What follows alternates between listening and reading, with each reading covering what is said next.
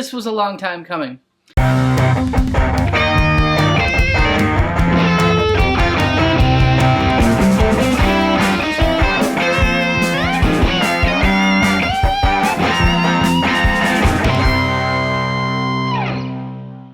Hey everyone, I'm Nick in the States, and if you happen to be new here, please click the subscribe button, click the little bell to remind it, and while you're at it, if you like the video, click a thumbs up when you're done.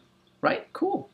What we have here, my friends, my countrymen, my worldwide participants, I guess, is the Project Epoch, which was an Epoch Epic Les Paul with a really crappy neck, with horrendous tuners and really crappy pickups that had been used, abused, and violated in so many ways, and was relegated to sitting in like that back wall of your guitar shop where they hang up the misfit guitars, toys, and the things that don't work well. Now, if you look on the right-hand side, you should see some previous videos in this series where I took it apart, tried to figure things out, learned a bunch of lessons along the way, and this is it in its completed form. Now, we swapped the neck. The neck on this is a beautiful flame maple neck from Mammoth Guitars in California that I had laying around. It's actually from that blue Telecaster project that needs to be finished one of these days. But the body is just a kind of a black beauty, less polished shape. It's a flat top. When it originally came with it, had a wraparound bridge, 2 crappy humbuckers, and some wiring that was suspect, but amazingly still worked. Now, it's all working together. I added a Chinese, kind of a Bigsby copy. I added some old Telecaster knobs I had laying around because it looked ever so choice. New 3-way switch. The whole wiring harness from this came from GFS as one of their quick plug systems. 2 GFS Surf 180 pickups, which you're not doing metal. You're doing like right up to maybe classic rock with them, and that's probably the bit. But then you probably can do shoegazery, stonery, Nirvana-y stuff too, maybe, or at least Screaming Trees, Flaming Lips, that kind of stuff. You know, J Masca stuff, maybe. They're a single coil pickup, but they're very full, like a P90. And those are also from GFS. And little mini Grover tuners on there. As I say, this beautiful Fender scale Telecaster neck. And that's about it. Now, throughout the process, the Boo Birds, who have realistic concern, screamed at me and said, "You can't do that." And the reason is they said it'll never intonate. See, this is a 25.5-inch scale neck on a guitar that was originally 24 3/4 inches. That presents some problem, because if this were all normally set up and whatever, it would mean that the bridge would have to be 3/4 of an inch farther back for it to still like stay in tune at the 12th fret, just like it's in tune at open, right? That's how intonation works. It's saying that this is still in tune here as it is here. That's the way it works, which means that 25.5 versus Gibson 24 3/4, it's really 3/4 of an inch farther where this bridge is expected to be in the body. Now, there are 2 very fortunate developments here.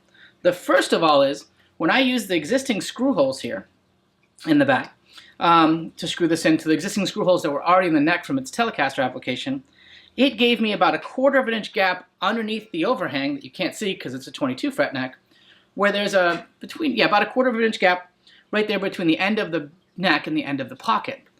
Now, tone disciples will tell you that I'm not transferring all the wonderful vibrations from the neck to the body. Sure. This body is made up of probably 100 plies of plywood. If you stare at the side, you can just see the layers that they've stacked multiply to make up the body. It makes it pretty heavy, and it's probably 30% glue. So I'm not really worried about that portion of it. So that got me 1/4 inch, which means I needed to get a 1/2 inch here. Now, on a stop tail, your regular wraparound stop tail bridge, I'll put up a picture, you only have so much gap there. It's really, the distance you can go forward and back is the distance that there is these little grooves on each side of the posts, right? So with the wraparound bridge, I was able to pick up about a 1/4 of an inch here. I was able to intonate the low E, but not any of the other strings really, which means I had to go to what is known as the Badass Bridge, originally by Leo Kwan, I think in the 70s. It took a wraparound set of posts at the standard width. I was able to slide this in with the same posts. Actually, I was able to replace the posts with the 2 screws, but I saved the same grommets that are in the body. I didn't have to pull anything out of the body. They threaded right into the import threads. And this guy, and what this has is, if you look, it's a lot longer runners here to push the thing back. In addition, each of those individual saddles, like on a Tune-o-matic, are adjustable by little screws in the top, which means I could move it back even farther and get the thing completely in tune at open and at the 12th fret. That means it intonates. It was wonderful. One challenge, though, of adding a badass is a taller bridge than a standard wraparound. And this wraparound was pretty close to the body. So what I then needed to do, and you'll see now there's some additional angle there, is I went to Stuart McDonald, and got some of their shims. And here's a picture here. They're a little wood shim.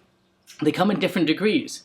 I added 1 degree of neck shim, so it's a little planed at an angle. 1 degree of neck shim to get the neck to have a little bit more lift to it, which means the strings would be higher when they come across the bridge, which means I could get nice, comfortable action and have the thing play very nice. And in fact, this thing is set up, dimed in perfectly for how I want a guitar to set up. It has plenty of room to go down, to go up. It really worked out very well. That's all the particulars of making this thing work. The pickups are really nice. The project was really a lot of fun, and I think it looks very, especially with the flame maple, very upmarket look for what started as a very cheap guitar. Let's get to some tones though, shall we?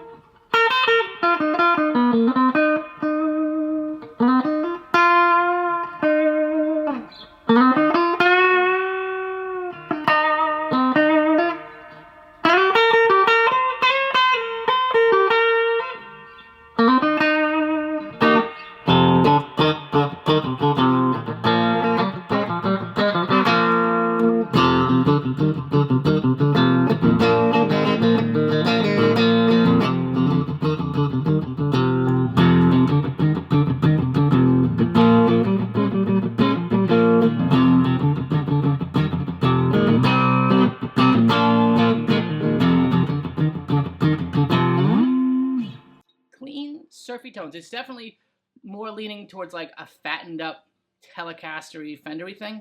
Even more so than a P90. It's not as angry as a P90. They're just very...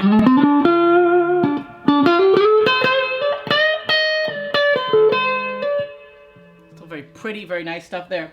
The middle's got some neat tones.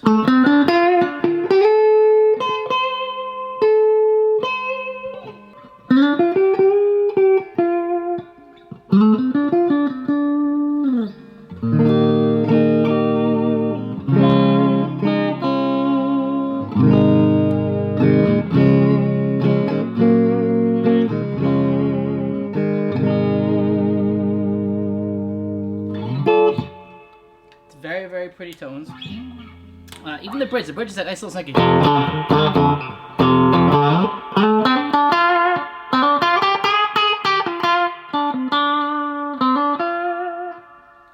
It's actually still full body though. It's not a thin, limp little one.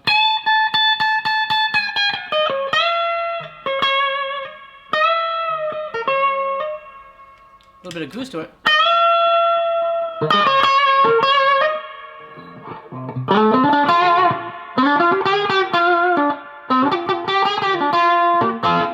Probably makes sense now. I'm playing out of a Mesa Boogie Mark V 25.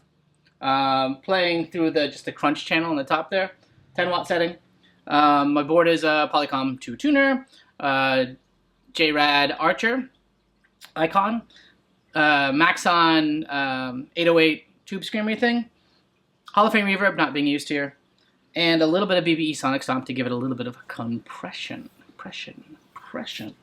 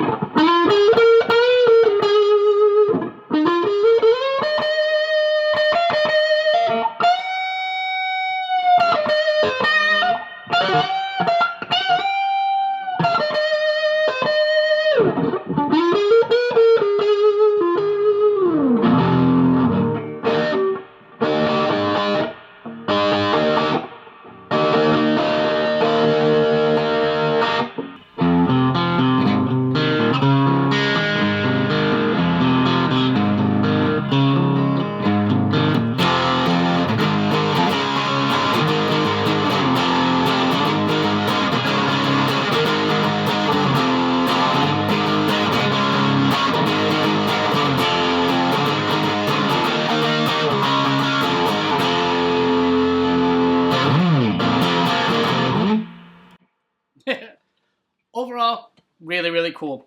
The neck's probably worth more than the whole guitar. I think I got the neck, though, as part of a two-piece thing with a body for $200 or so, $249. And then I got the guitar for $20. I believe it was $20. Wiring harness was 25 bucks-ish. Combination of pickups was $80-ish. Bigsby was, or Chigsby, Chinese Bigsby copy, was $35. The bridge was another $20. Add it all up and you have some imaginary amount of money that I didn't add up before I did this video. But overall, if you were to put a normal neck on this that you had laying around off of a Squire or a SX or whatever, throw it on the body, and then throw together just random parts you have, this is doable if you go badass. And it's really, really, really kind of cool. And for me, it's filling that like Gretschy, Rickenbacker-y, chimey kind of guitar in my collection because I really, in all of this junk, don't have something like that. So, yeah. This is my Project Epoch. Someday I'll learn how to say it. I just call it the Epic now, because it's epic. Madeline agrees. It's called the Epic. So I finished something. I finished it. Project Epic. I'm just calling it Project Epic at this point. Is done. I'm playing it. I'm having fun with it. Thanks for coming along with the long, delayed journey. As always, I've been Nick in the States. Yes, indeed, folks, I do have issues, but it's been a pleasure, as always, sharing them with you. Take care. You're still here. You need to go home. The video's, it's over. We've moved on. You should, I mean, you could subscribe right here, or we'll watch these things, but there's nothing else to see here. Just move along.